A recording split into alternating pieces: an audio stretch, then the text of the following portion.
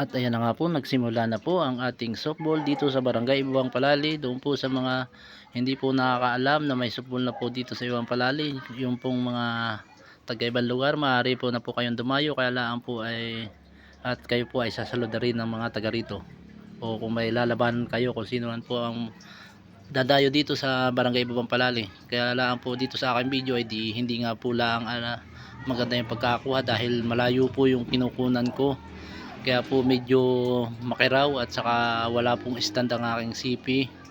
Kaya ang pagkakakuha ko po nito ay medyo po blurred, pero po ito po ay talagang isang larong softball na kung tawagin dito ay pampalakasan din, palakasan ng palo, palakasan ng bato.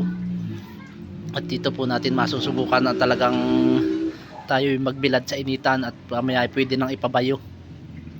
Tingnan po naman na talagang sa sobrang init dito ay pwede kang kung sa pala ay matutuyo na at ipapabayo na uli sa hapon. Yan, at binanting na nga po at ba ay binato, isalay, nakasave. At yan po ang talagang isa dito sa masayang laro sa softball, walang sakitan, hindi katulad ng basketball, pero maganda rin naman ang may basketball at mag-uumpisa din naman ang basketball dito sa aming barangay.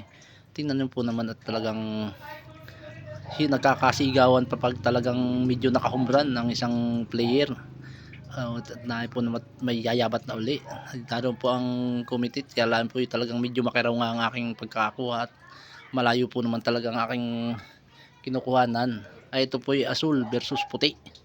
Kaya lang po ang puti po ay Isla Puting Bato, kaya puti ang uniform. At aray po naman kalaban ay Don 81 na seleksyon dito sa kanilang mga player. May Kalduran, may Ibaba, ay pero po yung mga puti ay lahat po ay taga rito sa Ibabang Palali. At yan po at puti at asul pa po pala ang yayabat para dito sa, pero po ang nanalo dyan talaga ay ang puti, ang Isla Puting Bato.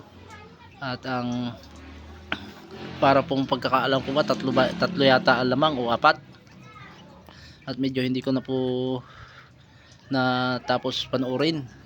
At kami po may gagawin pang isang content ng aking kasama, ay kami may contact pa. Kaya lang po, kaya ito po ay yung talagang isang episode lang, isang round lang ng aking medyo na videohan at talagang hindi ko masyadong mahaba po. Kaya po doon sa mga gustong dumayo dito sa Ibabang Palali ng laro ay kayo po haharapin. At kahit po kayo ay talagang may kagagalingan din taglay, ay di kayo po ay haharapin naman dito sa ibaba. At talaga po namang dito ay pagkahihilig din sa ganitong laro kahit alam na nabibilad sa inay.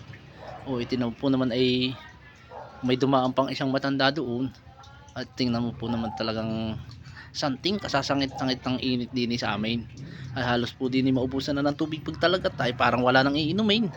Ay kala po ay talaga lang masayang ang laro maray. Sabi, tuloy.